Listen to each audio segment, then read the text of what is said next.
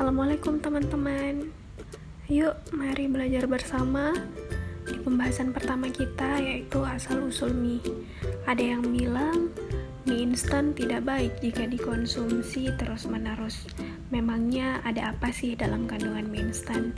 Sebelum dijawab, kita sedikit kenalan dulu yuk sama sejarahnya. Asal-usul mie pertama kali sekitar abad ke-6, mie pertama di dunia berhasil dibuat oleh masyarakat Cina. Mereka menyebutnya sebagai sui yanbing, yang berarti mie rebus. Mereka memanfaatkan tepung terigu sebagai adonan utama yang direndam ke dalam air, lalu dibentuk menjadi gulungan panjang dan dimasak dengan air panas. Atas penemuan ini, proses pembuatan mie diabadikan ke dalam Qimin Yao Shu, yaitu buku sejarah agrikultur masyarakat Cina.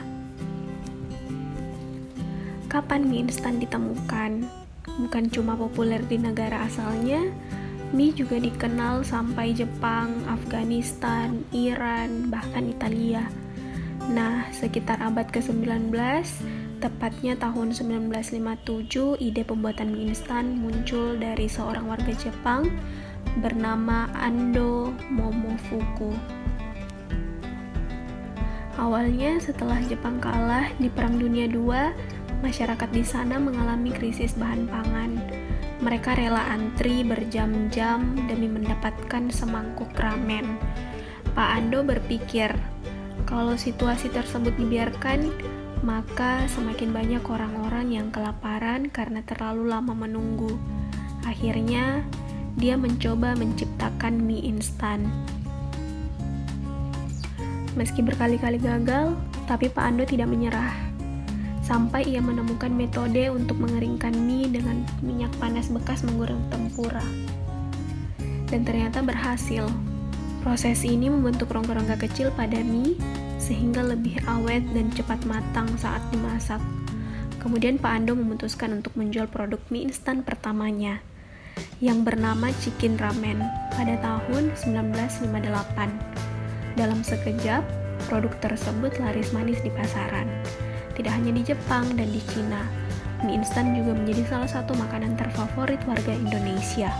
Bisa dipastikan, hampir setiap orang Indonesia telah mencicipi mie instan. Mie instan di Indonesia pertama kali diperkenalkan oleh PT 51 Sankyo, yang selanjutnya berganti nama menjadi Supermie Indonesia, dan PT Sanmaru Foods Manufacturing Indonesia yang berdiri pada tahun 1968. Nah, di tahun yang sama diluncurkan merek mie instan pertama di Indonesia, Supermie. 4 tahun kemudian, tepatnya pada tahun 1972, diluncurkan merek mie instan terkenal dan kedua di Indonesia, yaitu Indomie. Nah, ada apa saja sih dalam kandungan sebungkus mie instan? Ternyata, selain terdiri dari tepung terigu, gula, natrium, minyak sawit, TBHQ, dan BHA, mie instan juga terdiri dari beberapa pengawet makanan. Seperti yang disebutkan sebelumnya, ada BHA, TBHQ. Sebenarnya zat ini juga digunakan pada makanan instan lainnya. Namun jika dikonsumsi secara berlebihan dapat menyebabkan gangguan fungsi hati. Ada yang bilang makan mie instan gak cukup satu porsi. Hal ini karena bahan utamanya adalah tepung terigu olahan. Tepung terigu tidak memiliki nutrisi apapun, melainkan kadar kalori yang tinggi. Itulah mengapa terlalu sering mengonsumsi mie instan dikaitkan dengan resiko obesitas, gula, dan natrium pun sama.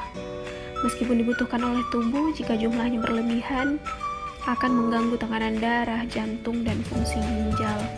Jadi teman-teman, boleh makan mie instan, tapi dengan porsi yang wajar, tidak berlebihan.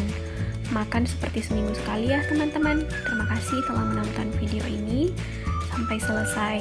Semoga ada ilmu dan hikmah baik yang tersampaikan. Bantu like, komen, juga jangan lupa untuk subscribe. Sampai jumpa di video selanjutnya. Terima kasih.